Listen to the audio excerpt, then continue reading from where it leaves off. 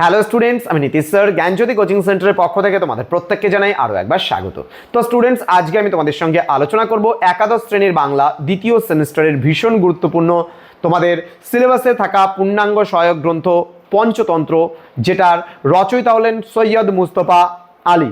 এবার এই সৈয়দ মুস্তফা আলীর পঞ্চতন্ত্র থেকে কোন কোন বিষয়গুলো তোমরা পড়বে, অর্থাৎ আড্ডা থেকে, সেই নিয়ে কিন্তু আজকের এই ক্লাসটি ভীষণ গুরুত্বপূর্ণ। প্রথম প্রশ্ন, এ দোকানে তো মদ বেচার লাইসেন্স নেই, বক্তা কখন এই কথা বলেছেন? ক্যাফে দা নীল এর ফরাসি হুকোটির পরিচয় দাও। নেক্সট, বাড়ির আড্ডায় মেল মেলে না, এরূপ উক্তির কারণ কি?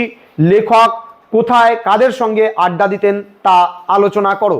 পরবর্তী প্রশ্ন, কায়রোতে তামাক, কোন প্রসঙ্গে বক্তা এই বিস্ময় প্রকাশ করেছেন? কায়রোতে তামাক সজ্জার যে বর্ণনা প্রাবন্ধিক দিয়েছেন তা নিজের ভাষায় লেখো।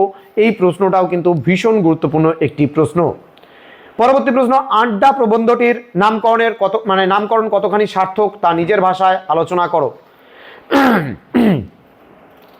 পরবর্তী প্রশ্ন এবং সর্বশেষ প্রশ্ন, আড্ডা প্রবন্ধটি অনুসরণে আড্ডা সম্পর্কে প্রাবন্ধিকের ধারণা আলোচনা করো। তো এই ছিল আজকের সাজেশন। তোমাদের সৈয়দ মুস্তফা আলীর পঞ্চতন্ত্র থেকে শুরু করে আড্ডা থেকে কোন কোন প্রশ্নগুলো পড়বে এই নিয়ে আলোচনা করা হলো।